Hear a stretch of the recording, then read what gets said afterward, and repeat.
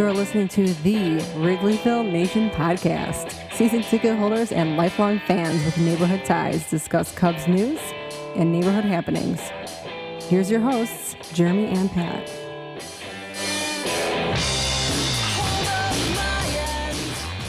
Hello and welcome to the Wrigleyville Nation podcast. This is episode 302 of the podcast.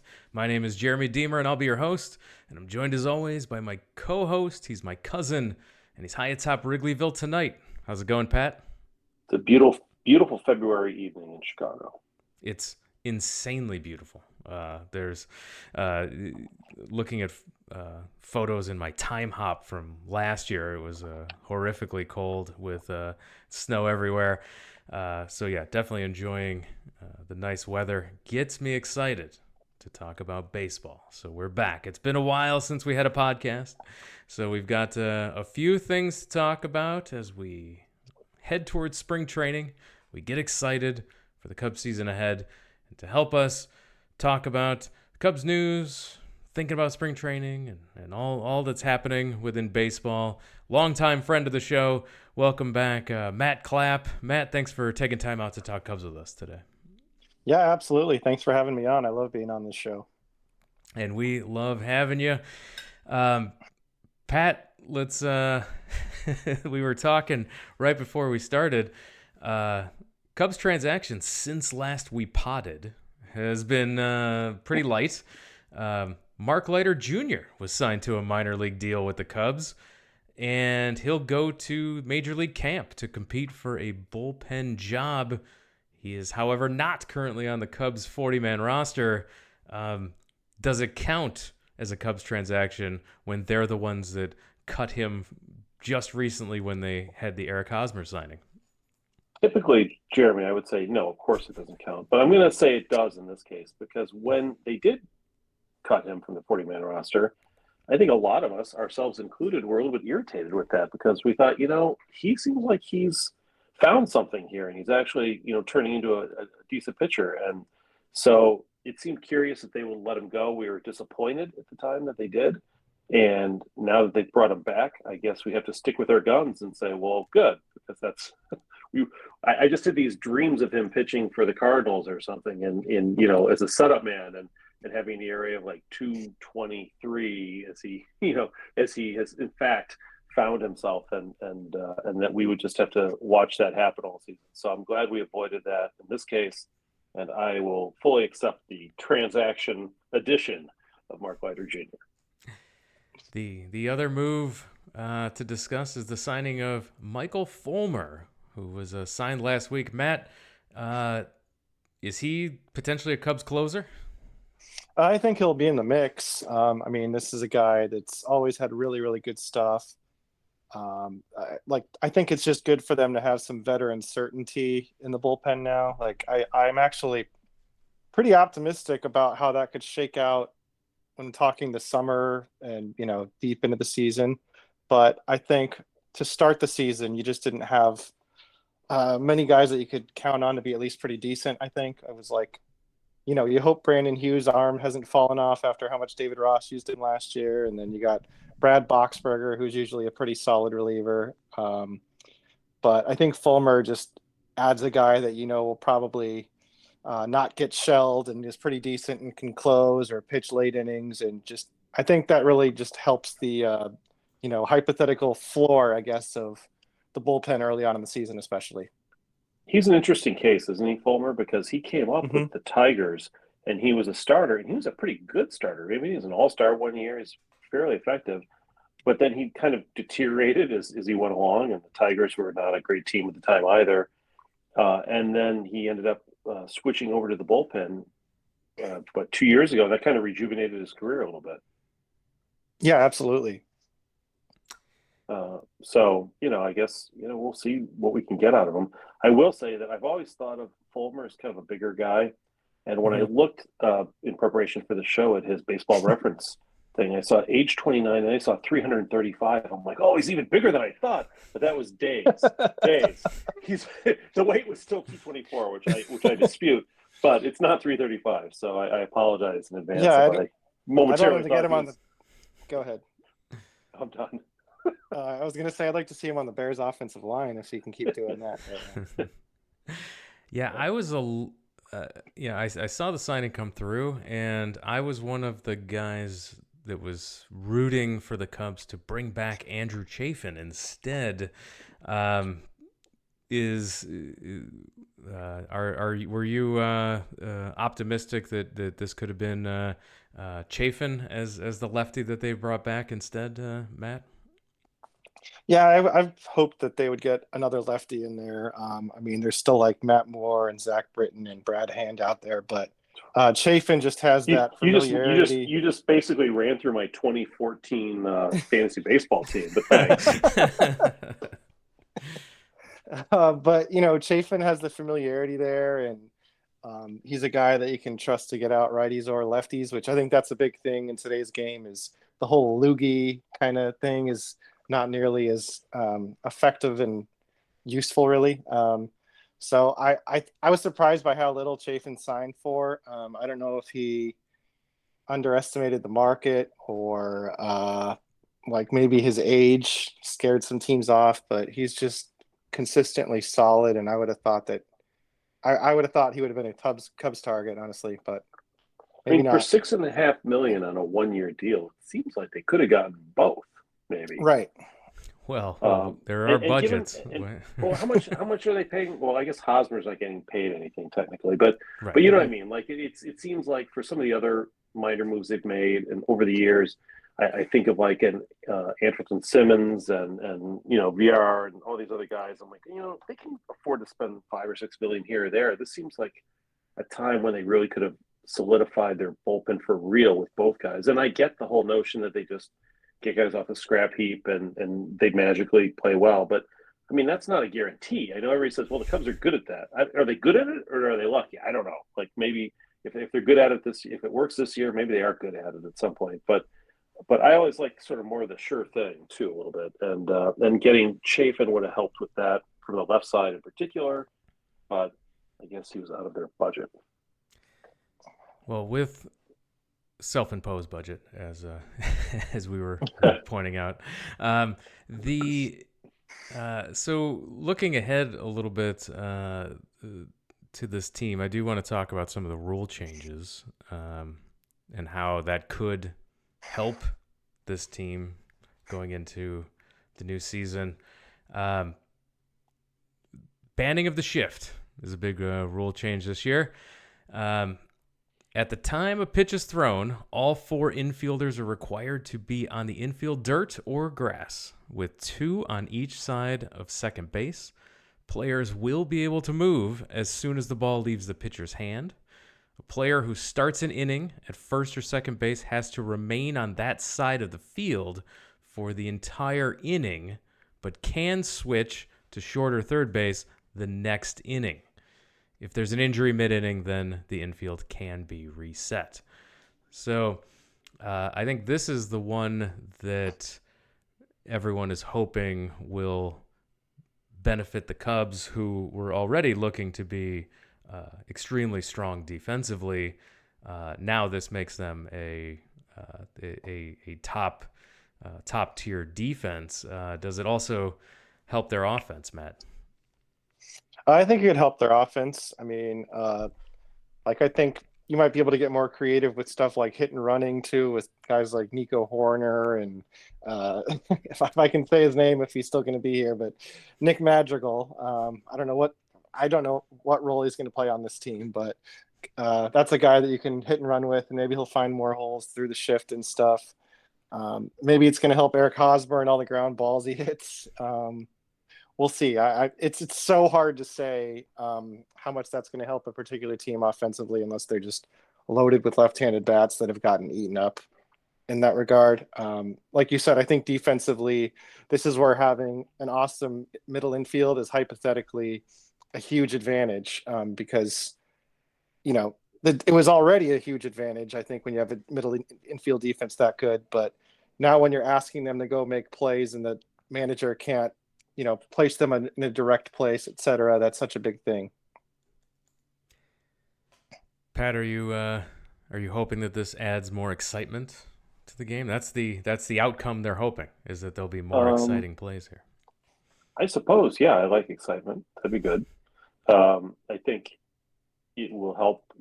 It's too bad we don't have Kyle Schwarber and Anthony Rizzo. I know. Because the weird part is we've got like 2 spots open for them right now too, where we need left-handed power hitters who also don't have to hit in the shift anymore, and it just frustrates me to think about that. But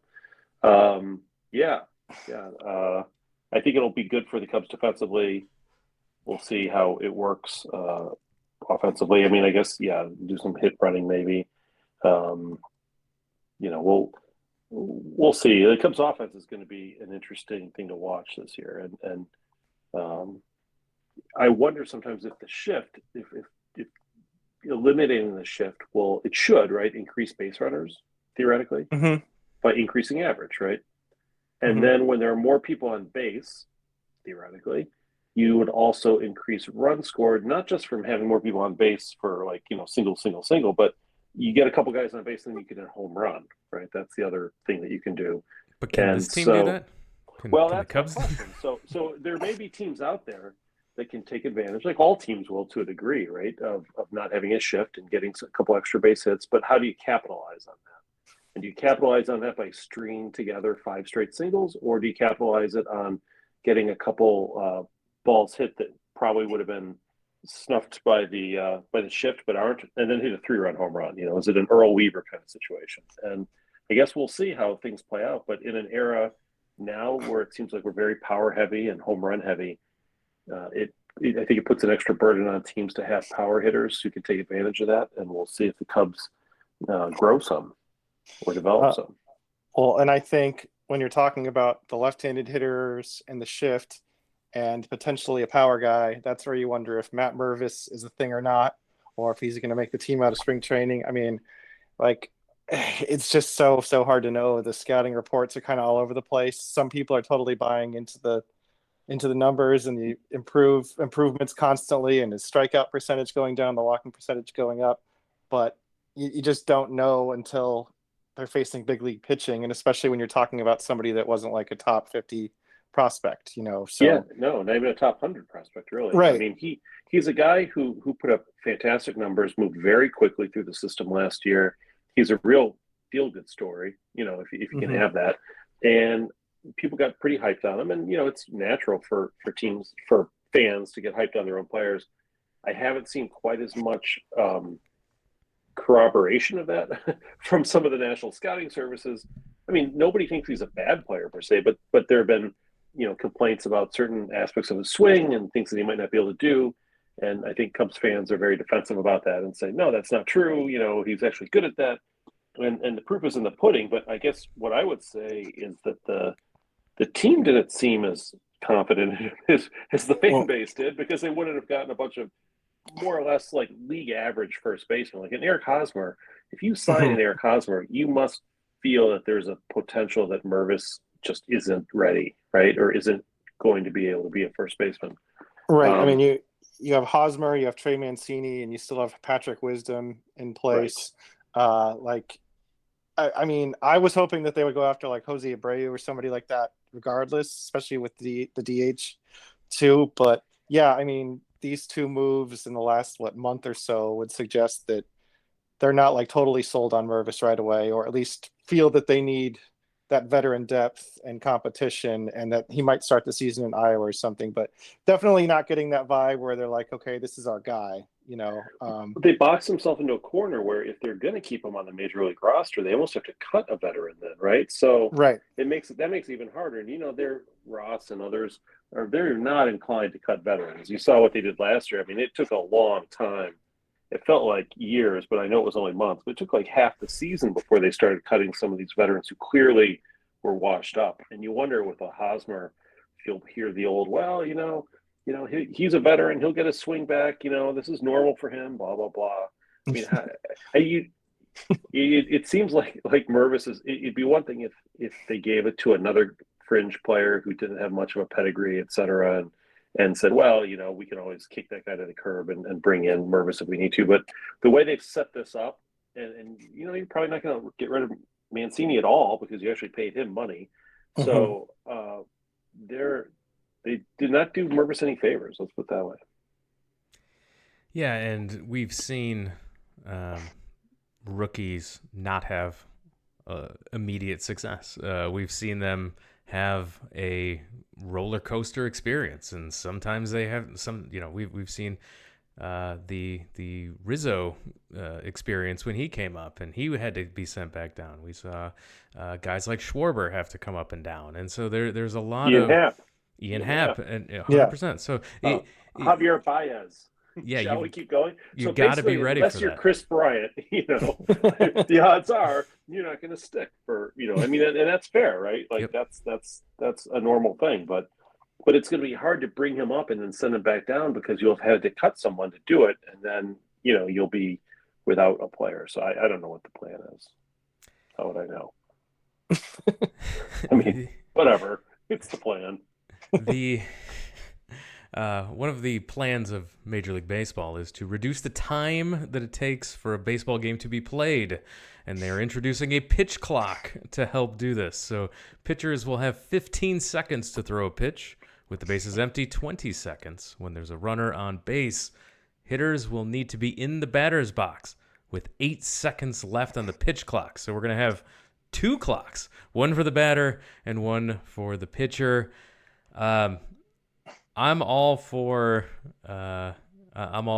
moving things along. I don't think that there's anything wrong with this or anything that could be weird. I'm excited to see how this, if this actually changes the feel of the pace or not, to be determined there. I don't think there's anything drastic that could come other than shaving a few minutes off, which I'm fine with with that. The move that I'm excited to see too is pickoffs are changing. The term is disengagement, which consists of any time the pitcher makes a pickoff attempt, fakes a pickoff, or simply steps off the rubber for any reason, as well as when the defense requests time. Pitchers are allowed 2 disengagements per plate appearance without a penalty. So already this seems like this is a non-event because how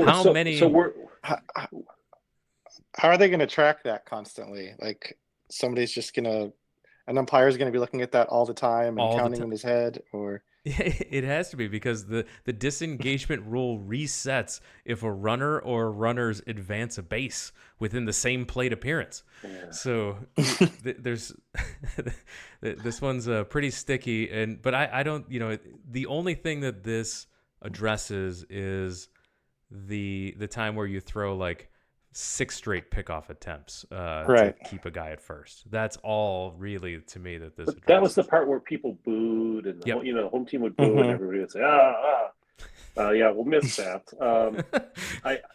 This is a position where I think, like, if only Joe West could come back in an advisory capacity, and he could be the one who keeps track of that. Can you imagine?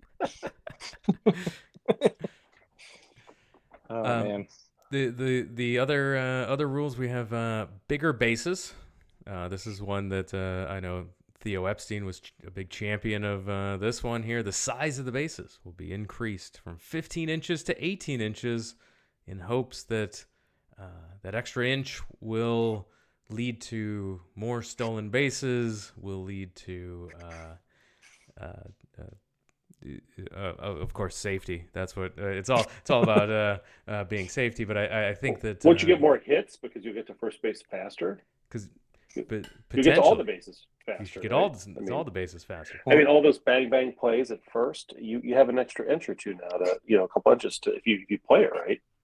So I hope that it also lessens those stupid slide replays where a guy's like hand comes off for like a millisecond and they call him out after replay, like something that you would never ever call in real time at any level, Right. In fact, interestingly, that only happens to Cubs base runners. Did you know that? I swear it feels like that. That's been my experience. And then no more position players pitching. The previous rule allowed them to use 1 when up or down by 6 or more runs. Jesse Rogers, ESPN, currently is reporting that the sides are discussing a tweak in which the leading team would have to be up by as many as 10 or more runs, while the trailing team would have to be down by 8 or more runs in order to pitch a position player. The league and players are finalizing a new rule. The Twitter account at Codify Baseball posted stats about this, and what they're trying to address here is there was position players pitching. 1982 gave up no hits. 1992, 1 home run. 2002, 1 single and 1 home run. 2012, 9 singles, 6 doubles, 2 home runs. 2022, 132 singles, 42 doubles, 2 triples, and 48 home runs. I mean, we're keeping out stars from the Hall of Fame because of inflated stats, right? So, it seems to me that this is an integrity of the game issue. So basically, there's too many terrible teams. There's too many lopsided games now to where players are pitching all the time, and these numbers are absolutely getting inflated. Yeah, I think it's fun. It's fun to see it happen and just see just total chaos and arcade baseball here and there. But yeah, those numbers are probably a bit much over a full season, especially. I'm okay with this one, I guess. You got to probably do something about that, and that's just getting to be a bit much. My thought is, for every time a team brings a pitcher into pitch, a home team, then the fans in attendance at the game get 5% of their ticket price back for the lack of effort at trying to have a competitive ball game. That's fine with me. Keep going then.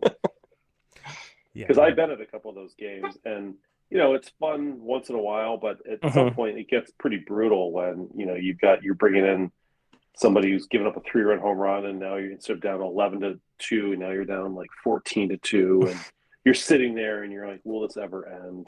And then they're going to the next position player to try to get out of it. Yeah. So those are the new rules. So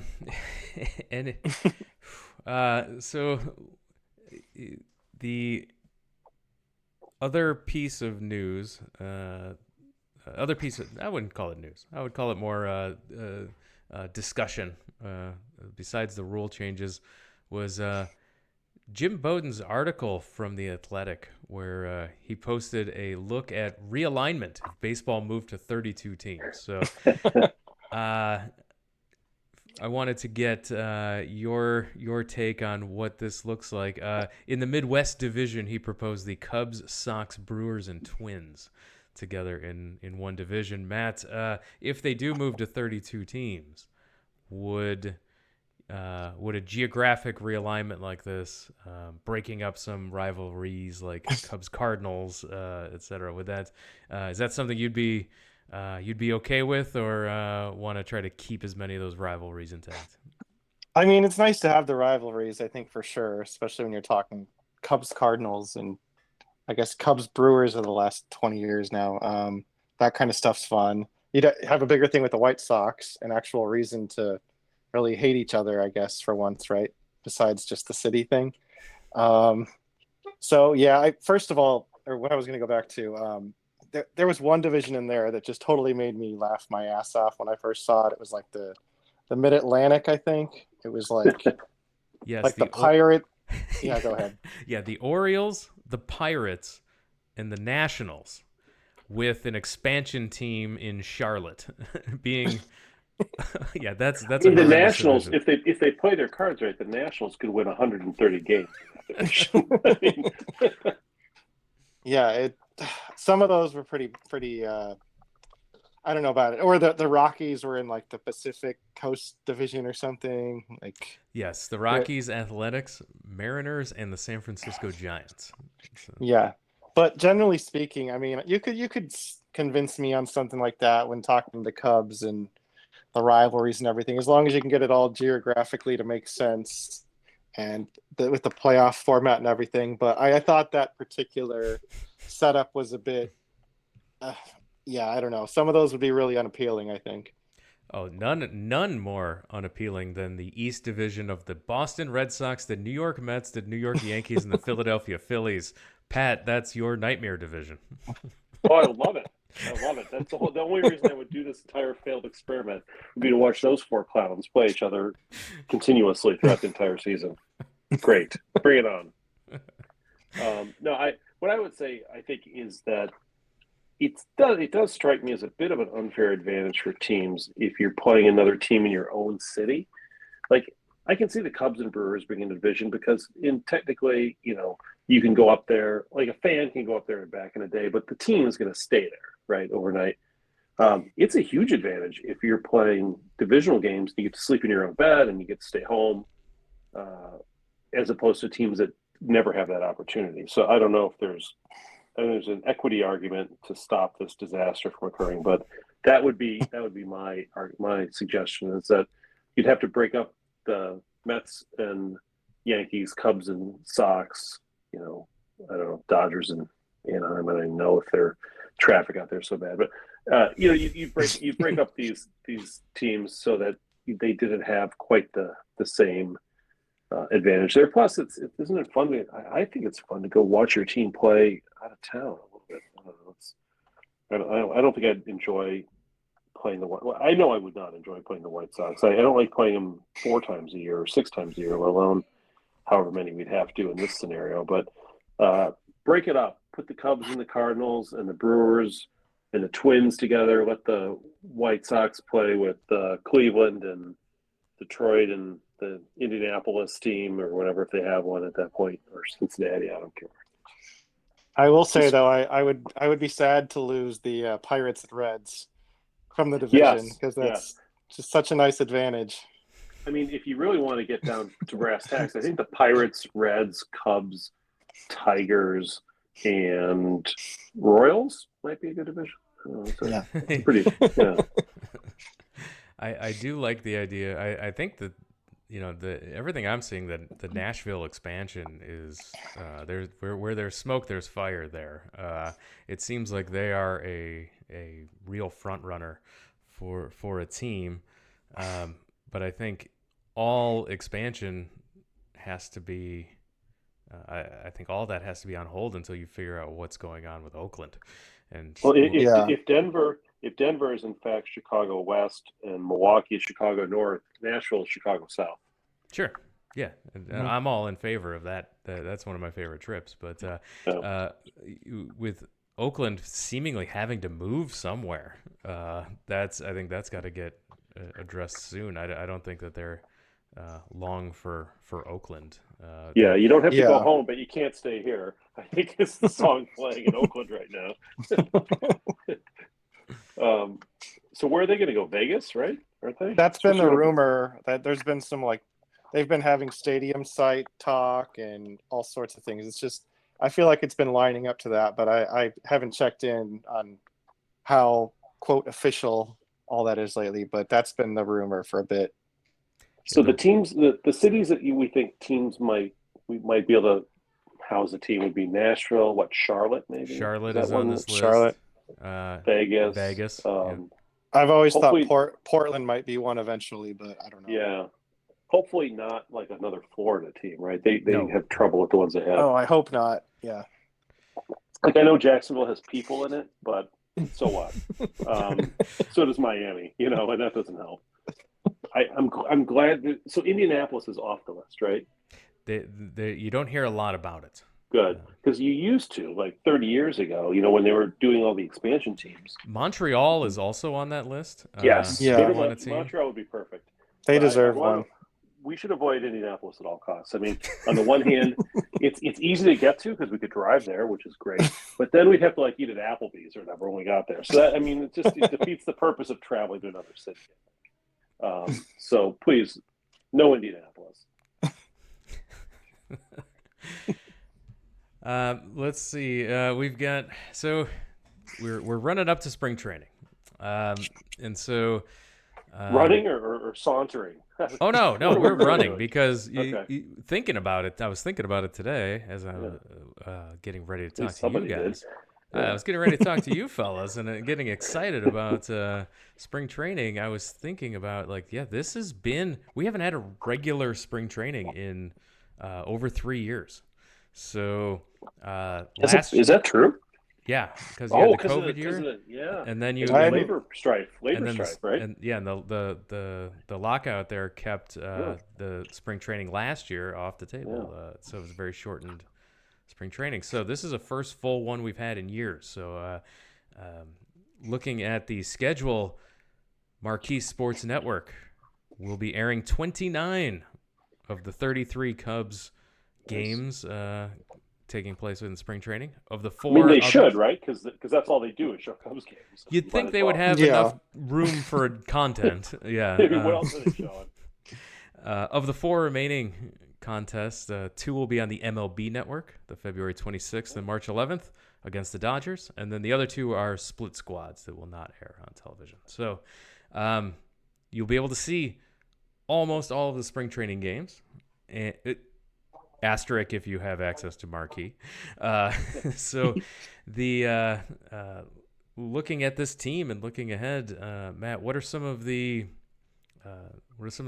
stories, the players? What are some of the things you're looking forward to most in the upcoming spring training for the Cubs?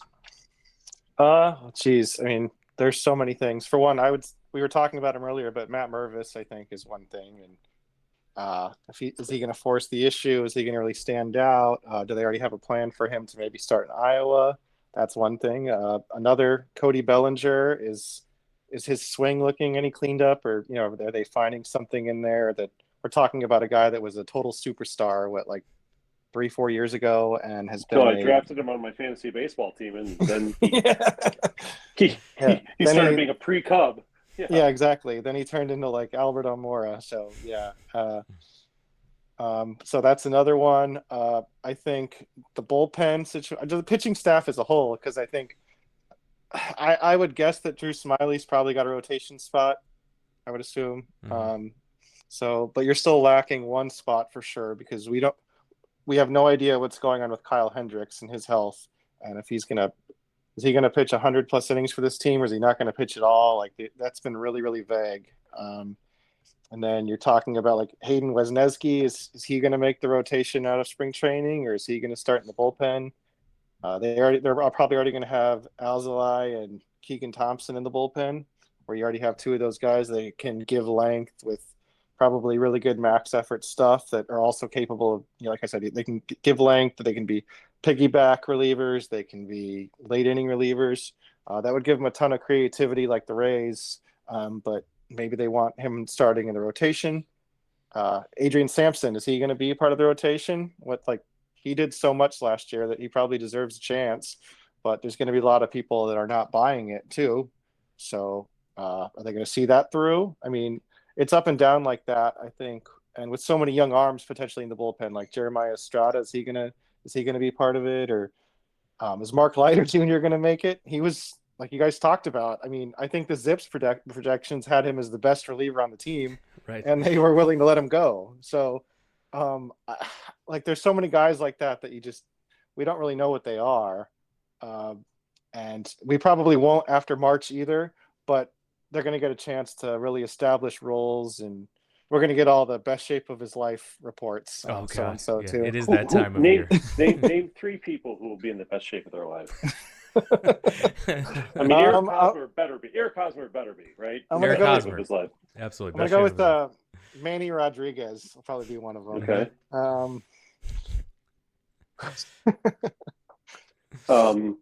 Let's see. Is by any chance? Well, let's see. Is Marcus Stroman going to be in the best shape of his life? It's not in the best Twitter shape of his life, I think. Yeah, right. He hasn't been making many people happy with that.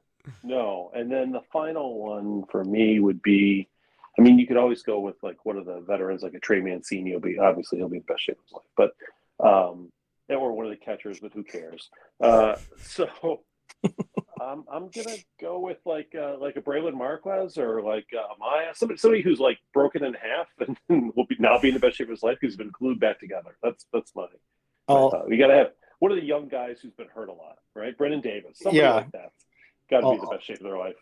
I'll go with one more, Justin Steele, because I think he was awesome last year, but he's gone on over and over lately about how many more innings he wants to throw and this and that. And I think he could still get in better shape. Like ideally, it's not a huge thing for a pitcher all the time, but I think we saw like Keegan Thompson last year looking like a fitness freak, and those two are always hanging around each other. So I think that you could see him getting in better shape too. Good call. Ooh, I bet a Nick Madrigal.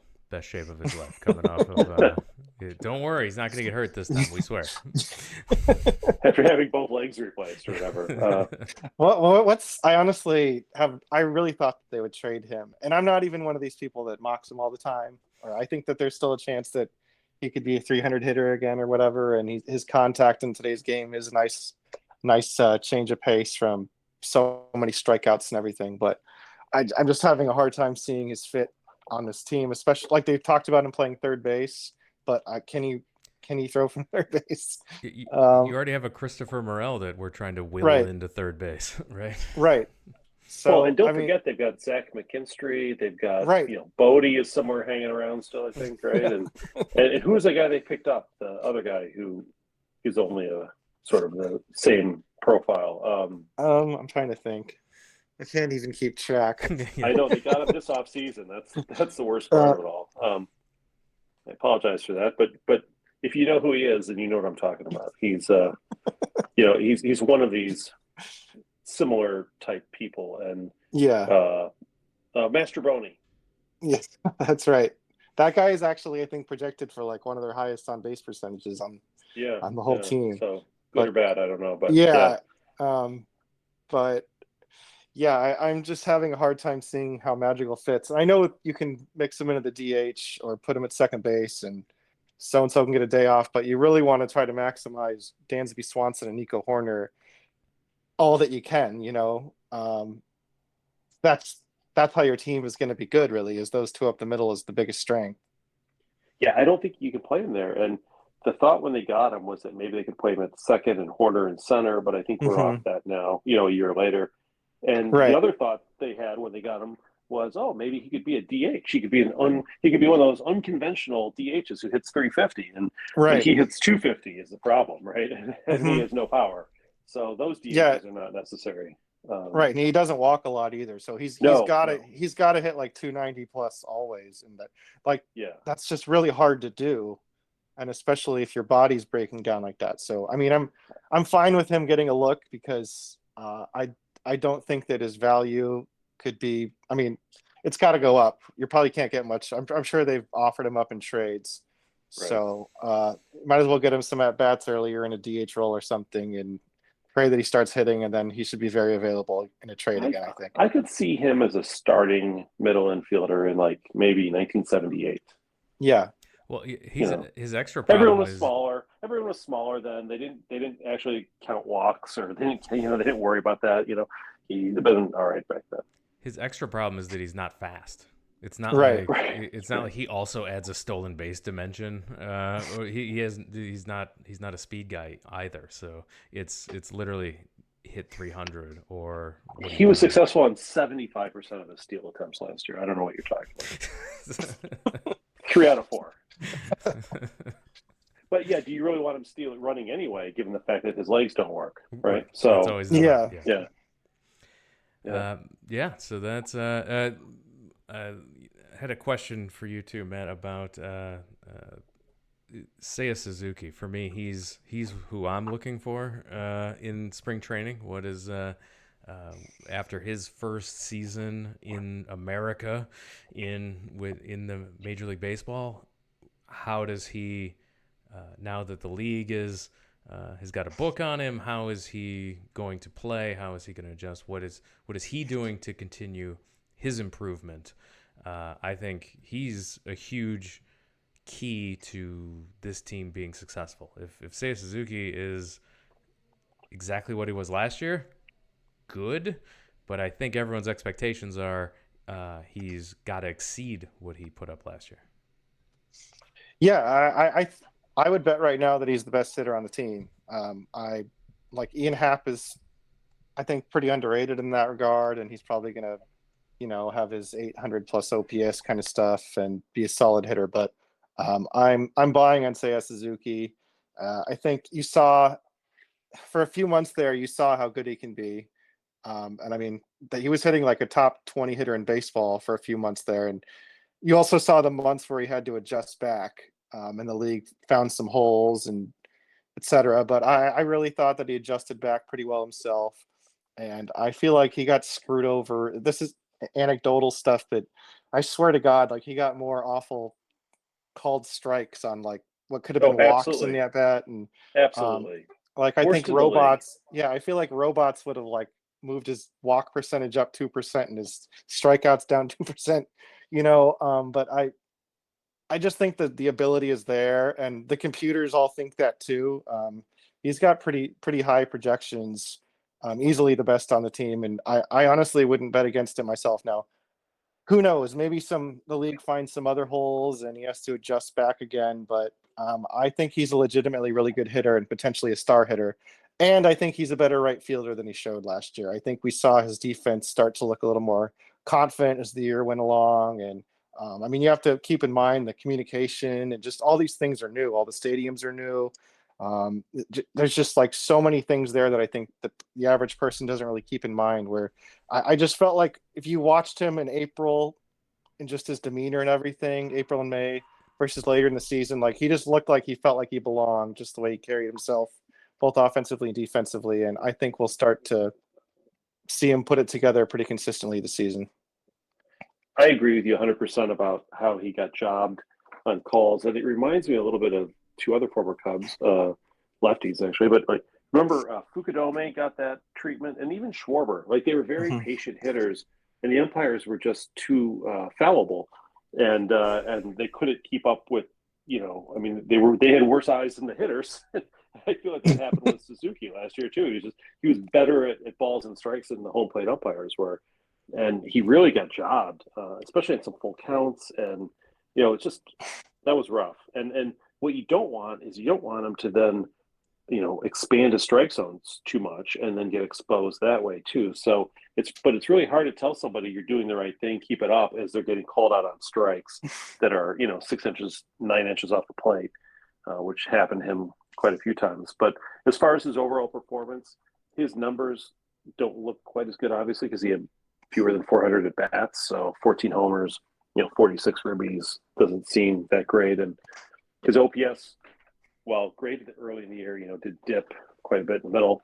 But yeah, he'll even if he played exactly the way he did last year, but for a full season, I think the numbers would feel better.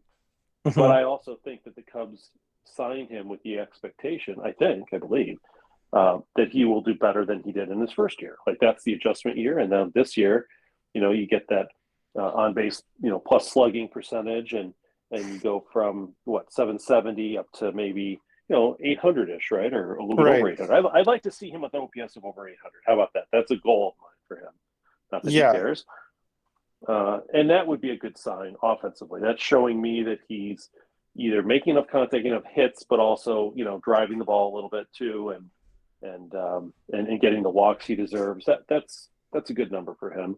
And as far as the defense is concerned, I agree with you. I think his defense is probably better than it looks. But boy, for whatever reason, like the advanced metrics really torched him on defense. And we rely on the advanced metrics when it helps us. So it's kind of like when it hurts us, we're like, oh no, the human eye is better than advanced metrics. So I mean, in fairness, I think if we're going to accept advanced metrics, and I know fielding metrics are a little bit kind of up and down, but if we're gonna accept it and say that makes Nico Horner great, or that makes Anthony Swanson great, do we also have to say, well, that is a concern for Suzuki? And so let's see how that plays out. We've got plenty of time.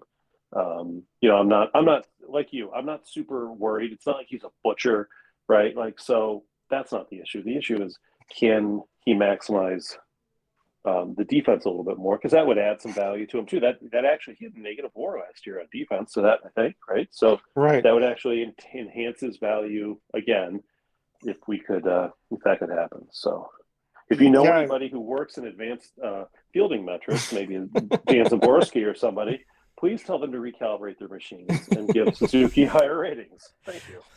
Yeah, well, I think what you said too. I mean, if he was even like a league average defender, and then you have his offensive numbers of last year, and say he plays 130 plus games last year, that's like a 3.5 plus WAR player, and I think that he's got more in the bat. Like you can see all of the abilities clear as day. I think you can see why he was so highly thought of, and like it's in there. It's not like oh, maybe he could be this or that. Like he can absolutely be that good. So I think that wasn't like fluky his peak, you know, right. his ceiling. That's more like, Mm-hmm. gee, that's kind of almost his floor, right? Mm-hmm. Absolutely. Well, we are running up on time. Pat, any last questions from you for Matt before we call it a podcast? I guess I would just say, Matt, what is your overall? I mean, I know it's early and we haven't seen all the players in the best shape of their lives, but if you had to take a guess right now at the Cubs' fortunes this season, like where do you see this team finishing up roughly?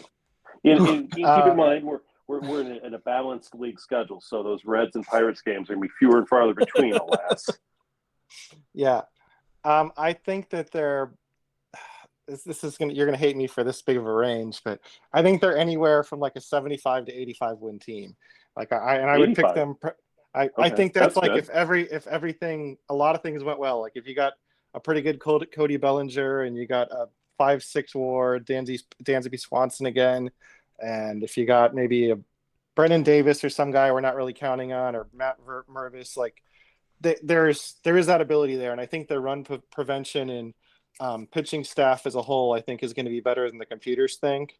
And I think that they're going to like, you never know in one-run games, and that's so much random luck and whatnot usually. But I think hypothetically, with defense and improved base running, like Bellinger and Swanson are really good at base running too.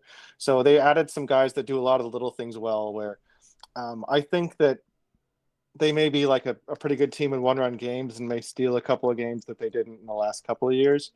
But if things don't go well, that's where they can be in the mid 70s. Or, I mean, I'm also talking like if they're pretty healthy. If like say a Suzuki or Nico Horner, Dansby Swanson, Marcus Stroman, somebody got like a catastrophic injury or whatever, then obviously that's going to lower things potentially even more. But yeah, they don't have the depth obviously to deal with a lot of that, right? Right. So like I said, I would pick like 80 wins today. I think 78 is like the over-under-ish spot. I think that's what Zips has him at too. To me, that sounds about right, and I'll bump them up a couple of wins just because I think they're going to be a good run prevention and base running, et cetera, kind of team.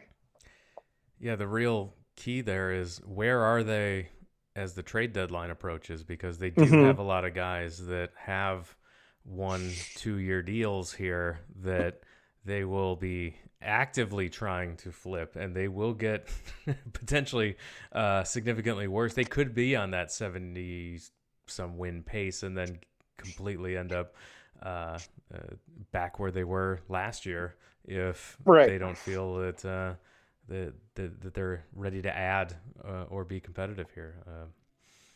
Right, that's exactly it. I mean, like Ian Happ is one guy that really stands out. If you're out of the race and you don't think you're signing to an extension, that's a guy that could be traded in. I mean, I don't know if there's going to be that many other good bats available this trade deadline, especially after Devers signed his extension. Manny Machado is not going to go anywhere, at least until after the season. I don't think that like Ohtani's a whole different discussion in every way. Yeah. You know? So I think that if the Cubs were aren't getting Ohtani because he's too expensive. How about that? They're not comfortable with that 11-year deal. Yeah. But like Ian Happ, if the Cubs were out of it, could be one of the most interesting bad additions at the deadline. He's also a guy maybe they want to try to sign an extension. Like how they're doing in that, I don't know. It's so hard to say. And I could actually see them in a spot where they are considering trading like a veteran reliever or two, like Brad Boxberger or Michael Fulmer, or one of those guys. But also potentially buying. They need to be like considering buying frontline pitching and bats for the long term, no matter what the record is this year. I think that's something that they need to have their eyes open for. If some frontline kind of starting pitcher becomes available, or some bat, because right now, like I said, next offseason doesn't really look that great. the free agency front. So they're probably going to have to trade for one or two eventually to get that like next level bat that they feel like a bat or two short like that, and they're kind of filling it out with the Mancini, Hosmer level guys right now. I was very confused when Jed Hoyer had said just a couple days ago that he doesn't like negotiating extensions during spring training because obviously the follow up to that is, well, do you ever? Like, I mean, what does spring training have to do with it? I think he needs to be very serious about trying to extend Nico Hoerner at least, because I think that's one where there should be some common ground there, and that's going to be a player that's probably never going to be treated like a superstar on the market, even if his numbers suggest he should be. Like, as much as everybody hates it, I sort of understood letting a lot of the past core walk, and some of the numbers since have suggested maybe they had a good point on a few of those at least. But I think Nico Hoerner just lines up as the kind of guy that's not going to be a crazy contract, and it's just the kind of guy you want to build around. Like, I don't know if you guys saw PCA, Pete Crow Armstrong had a quote like earlier today about how Nico is just kind of like everything that the Cubs should be going forward, and just the way he plays and on both sides. And like, I think that's eventually you got to try to make a point. You got to make a point to your farm system, to the fan base, et cetera, that like, this is the kind of guy we want to build around, and this is the kind of culture we want to have. And, this is eventually your prospects got to also think that they're playing for potential contract and to be a long-term Cub, et cetera. But like a Pirate, or somebody, or a Red. Right. So go ahead. I think you're really onto something, which is that after the Wilson situation last year, when, love him or not, they let him walk for nothing, just like they kind of gave up on Schwarber. But, Wilson had value, and they just didn't want to keep it for whatever reason. And that's fine. You can get rid of all your good players. But guess what? Then you have to go get new ones. And the new ones are really expensive, as we found out on the free agent market this year. When everybody was complaining about how, I don't want to pay that. I don't want to pay an extra year for Abreu. Okay, well, then you get Eric Hosmer. How do you like that? That's how the market works in real life, exactly. Folks. So you have to pay lots of money to people in free agency because they have you in a tough place, right? Because they've got bunches of people who are going to pay them money.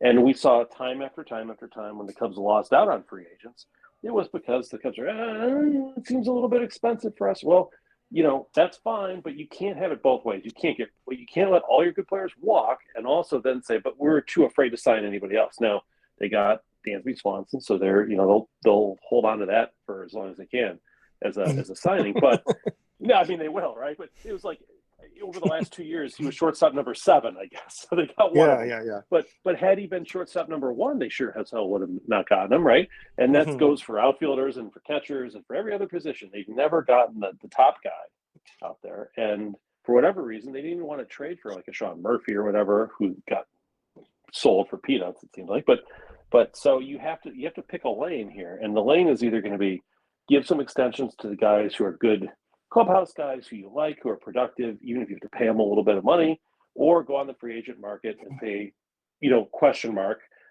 any amount of, the hope is always, well, we'll get a big bargain. But these days, bargains don't seem to exist as much. So you're going to probably overpay is what's going to really happen in real life, or you end up with nobody. Right. And I mean, I understand, like I said, with some of the past contracts, and just when you're looking at some of these things on paper, is this projected WAR or OPS or blah, blah, blah going to be that good in 3 years? But they're at a point now where there's the human side of this, and you have Ian Happ and Nico Hoerner as 2 examples of guys that are like the classic clubhouse culture guys. And this is what your prospects should wanting to be looking up to. And you want to say that this is the kind of organization we're going to build going forward. So I just think that there's a lot of like unquantifiable value and those kind of players and making those kind of statements, putting aside what it does to the fan base, and saying that we're going to try to keep our own. And if they demonstrate they represent what's good about being a Chicago Cub and everything, that we want to keep them. Like, there's just a lot of value in that stuff. I think when you're talking about years of avoiding this now, that you should really they should probably be more mindful of that and not just stick by what the spreadsheet says at this point.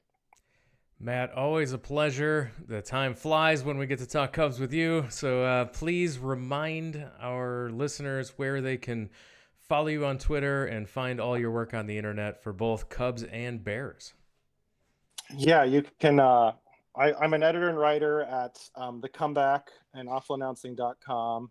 And then you can also follow my accounts at the blog finds for the Cubs, and then for the Bears, Da Bear Necess. You can just find one of my profiles, and I got all that information in there. And yeah, I'm all over the place. And you've got some of the best Twitter content out there. Absolutely, yes. Thank you. It's Especially during games, but also when games. I don't know how you do it. You're just on Twitter 24/7 because you're always available to give some insight, which is very helpful. I appreciate that.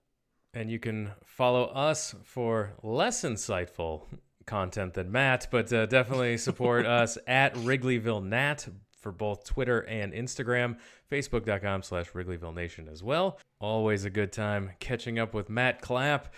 Let's get ready to wrap this up. But before we do, Pat, we've got news. We've got we've got some news. A new signing for the Cubs? No, but the rumor mill is turning. That this is some off the field news. That you have some sort of announcement you could make. I've heard there's some rumblings that you're involved in something politically at this point. Yeah, that's true story. I'm actually running for alderman of the 46th ward, which is the ward that surrounds Wrigley Field, but conveniently, unfortunately, does not include Wrigley Field. But it's to the east, to the north, and to the west, and a little bit to the south. And we have an election coming up. It's a city municipal election. People probably heard there's a election for mayor in Chicago, and they do these things at the same time. So the election is actually February 28th.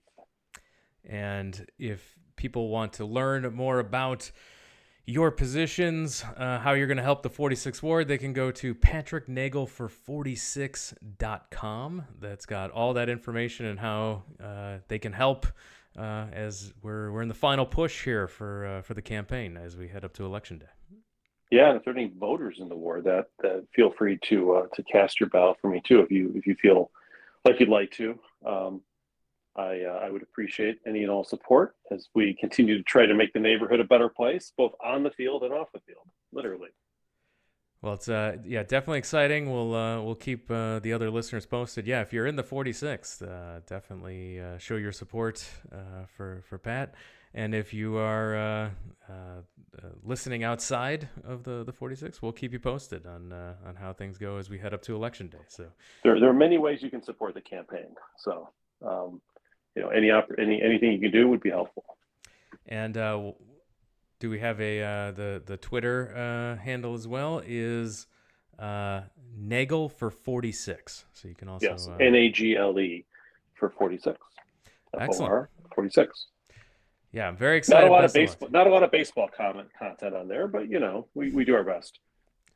Absolutely. So yeah, no, that's exciting. Best of luck. We're looking forward to Election Day. And now with that, we're going to call it a podcast.